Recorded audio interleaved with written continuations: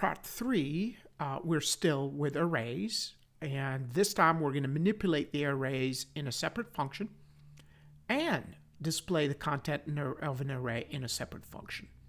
The learning objective out of this exercise is to see if we can pass an array to a function and handle it outside of, say, main, right? Okay.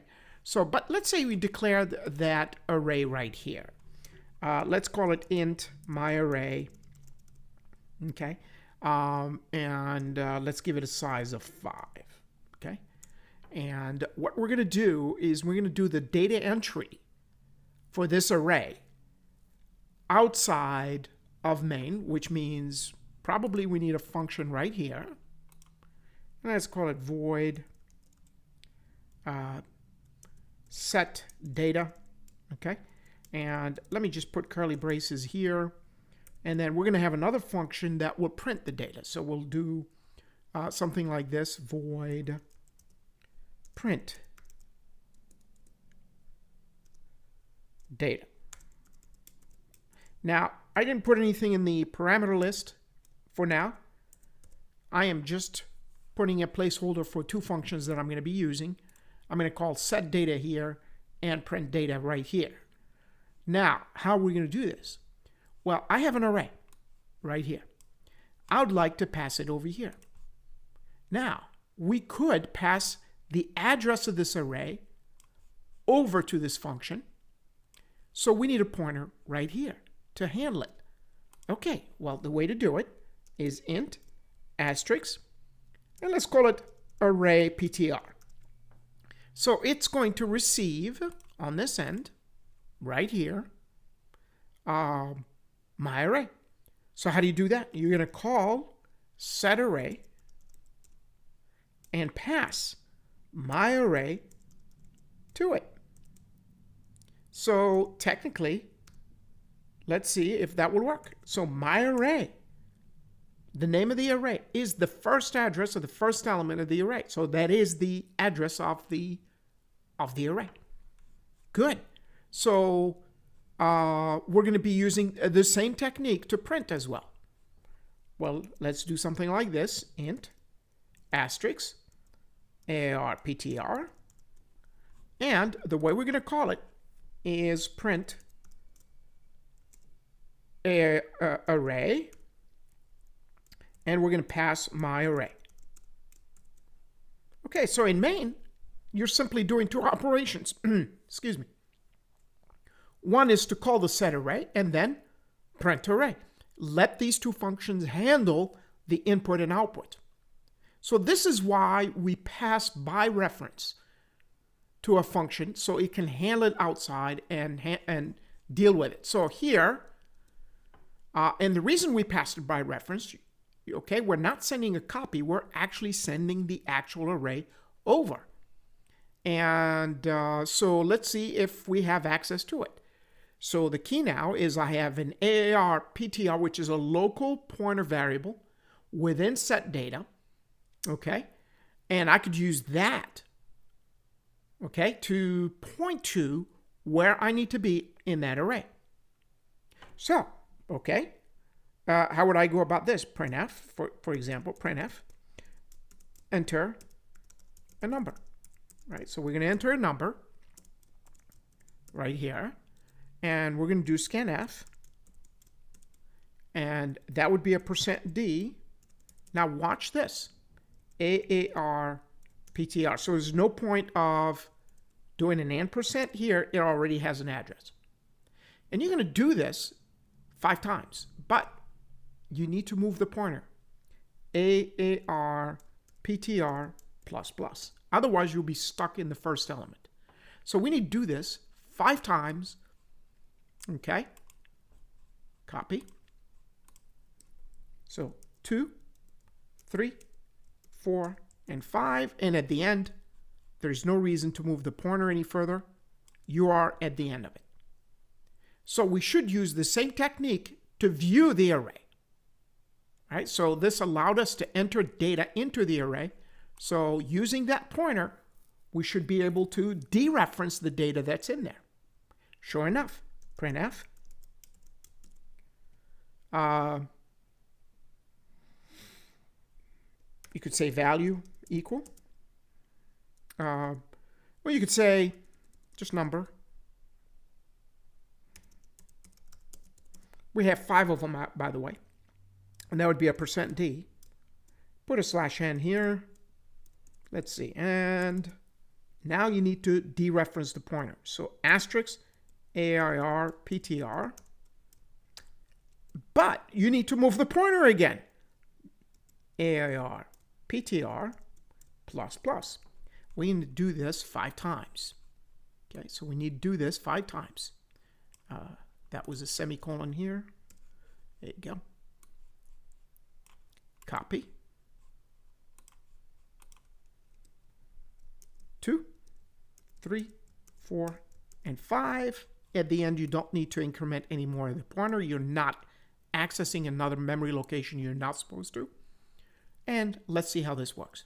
So now I'm going to go ahead and compile and run and see how it behaves. So this is going to be a .c. And I decided to call this one array ex1 abc. This would be d. Let's see. Forgot my semicolons here. Okay. Printf statements have to have semicolons at the end. There you go. All right. So compile and run. And we have a printf situation. Let's see what's going on. Include stdio.h. I put a print instead of printf here. Printf. Of course, there is no function print. Okay, so it's printf. All right, so compile and run. And we have set data. And I called it probably something else. Set array. Okay, so again, that's what happens when you're doing things on the fly. It's called set data, not set array. Okay, and the other one is called print array or print data. So again, make sure you have consistent naming for your functions. Okay, all right, so let's compile and run now. And there you go.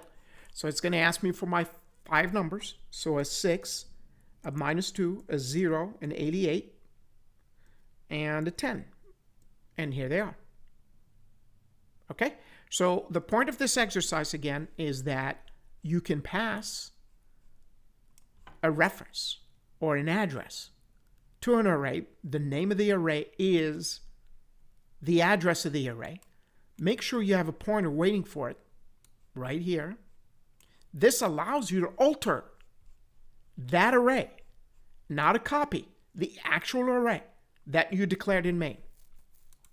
And the proof is in the pudding. That means right here, you were able to send the same array over to print data, and you were able to access the same data.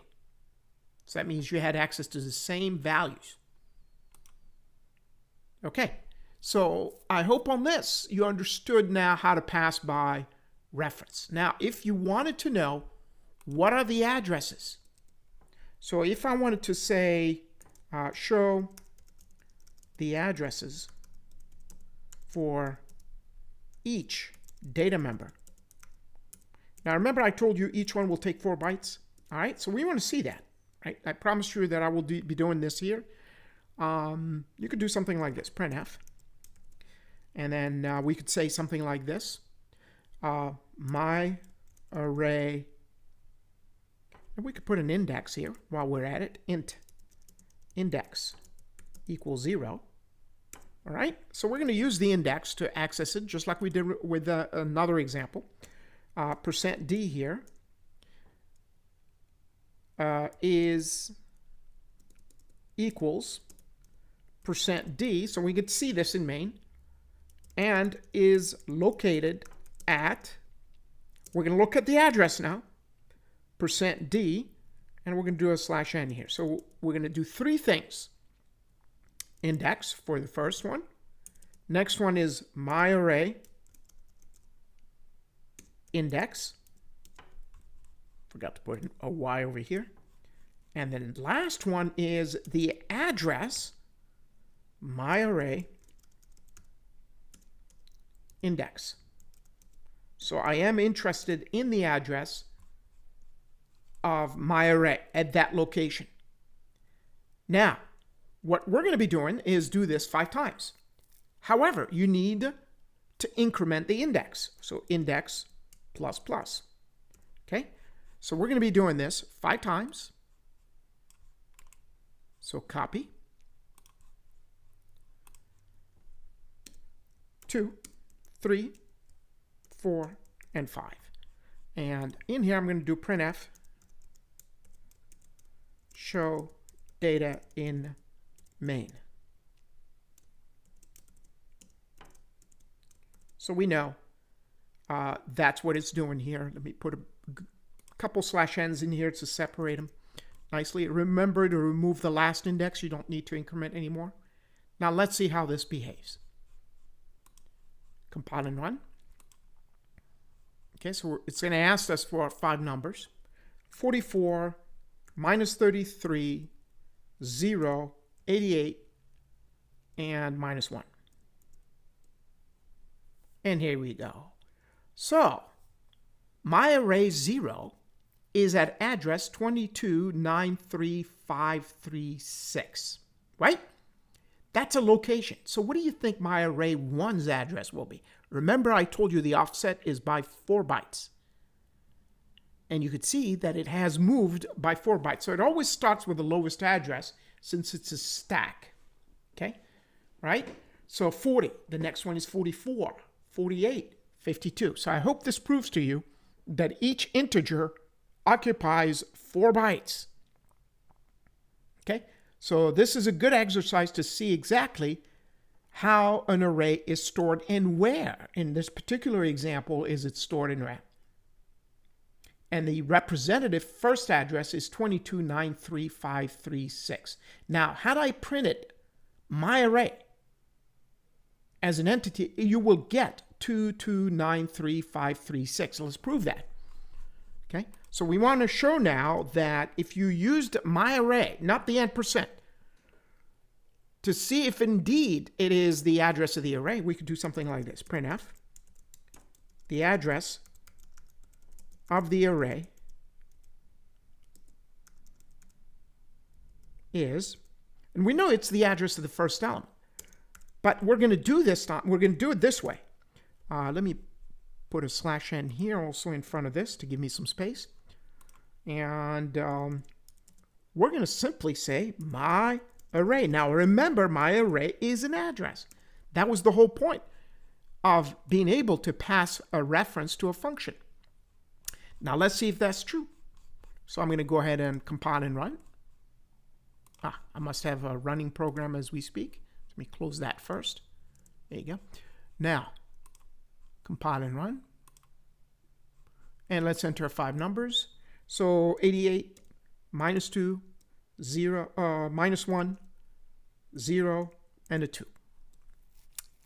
Okay, and as you can see, the address of the array is 2293536. So it's the address of the first element.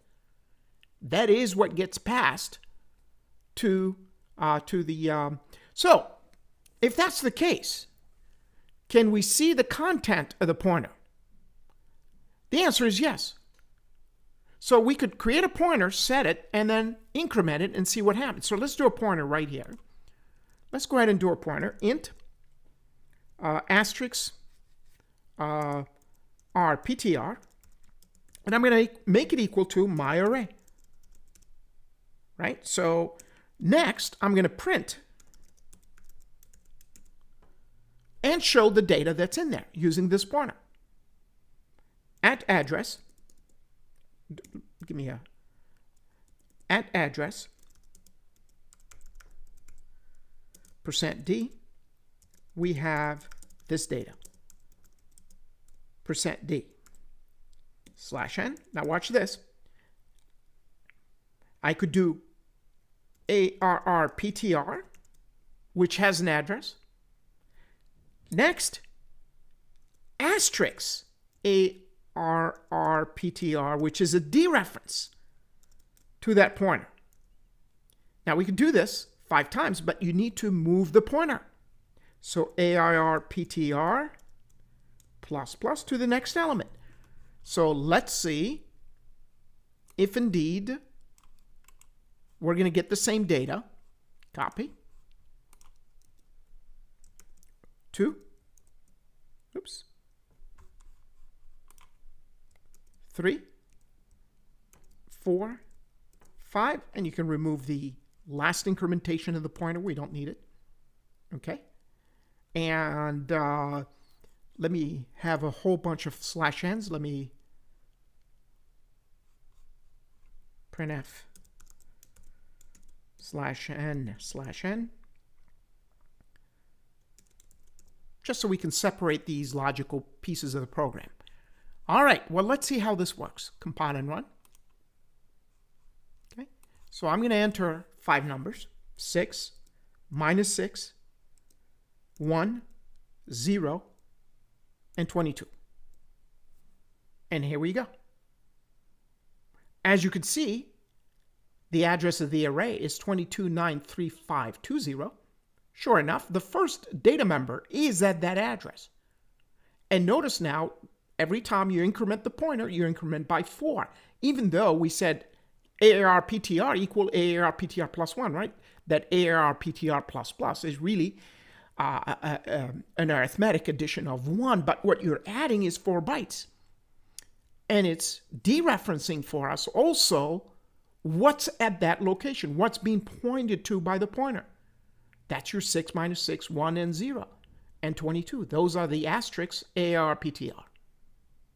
Okay, so I hope with this example, I've clarified a lot of concepts in terms of how to use arrays, how to pass arrays to functions, how to use pointers with arrays, and understand the mechanical aspects of how an array works or lives, right? So on that, thank you.